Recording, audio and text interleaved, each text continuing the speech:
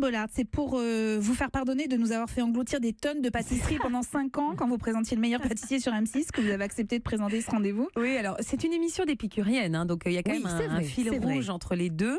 Oui, c'est vrai qu'en effet, ce soir, on est moins porté sur le sucre, mais par contre, on reste porté sur la gourmandise, sur la bonne chair, sur le plaisir de partager des bons plats ensemble dans les familles. En fait, l'idée, c'est ça, c'est qu'on va suivre, on va aller à la rencontre de familles qui ont une façon de se nourrir qui est un petit peu décalée. C'est-à-dire qu'on a une famille, par exemple, Elena et Frédéric, qui viennent d'ouvrir un club de sport, ils n'ont absolument pas le temps de se faire à manger, du coup, ils mangent un peu n'importe comment, de préparer. On a une autre famille qui mange que des plats préparés, donc en fait, on va dans des stéréotypes qui ressemblent à toutes les familles françaises.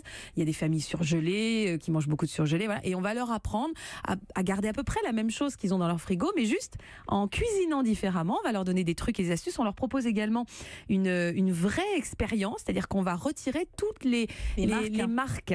Voilà, c'est-à-dire le marketing finalement, et on va leur faire goûter. Tout est conditionné dans des pots en verre. Il n'y a rien qui apparaît. Ouais. Exactement. Et du coup, on va leur demander s'ils préfèrent, à la fin, l'expérience est là, s'ils préfèrent les marques qu'ils ont l'habitude de consommer ou une marque, parfois des marques repères qu'on propose, qui est donc moins chère et mieux équilibrée. Et on s'aperçoit à quel point on est influencé par le marketing.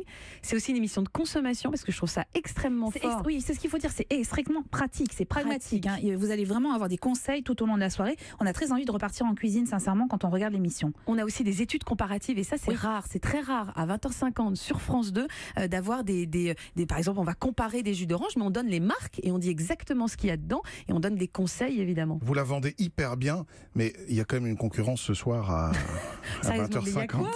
Vous êtes sûr, Olivier? Alors, de quoi vous parlez?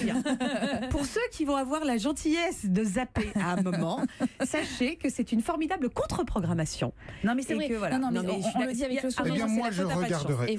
Je regarderai. Je vous remercie. Et sincèrement, le replay, c'est pas pour les chiens. Voilà, ça existe, c'est pour ça, évidemment. C'est une émission unique ou plusieurs numéros sont prévus, Faustine Bollard? On va voir avec les audiences de comment vous dire. C'est pour ça que je pose la question. J'en discute avec France 2. Non, mais en effet, allez voir le replay, ça vaut le coup. C'est une émission intelligente qui est type très service public. C'est une émission qui cartonne à l'étranger. Et moi, que j'aurais bien vu, sincèrement, en quotidienne, sur un format plus court de 26 minutes. Est-ce que la chaîne y a pensé ou pas du tout? Je ne sais pas. Je vous avoue que pour l'instant, on attend de voir un petit peu. Écoutez, on verra au moins les résultats. On va dire, évidemment, on sait bien qu'on va pas faire un gros score ce soir. Il faut même presque en sourire parce que voilà, c'est vraiment faute à pas de bol. Et en même temps, voilà, c'est la vie. On va voir la courbe, on va voir un petit peu on va essayer d'analyser les choses, mais évidemment, on va pas faire un score incroyable. Faut être lucide. Et oui, parce que sur TF1, il y aura un gros documentaire. Oui, on a compris. Voilà. On va pas le dire tout le temps.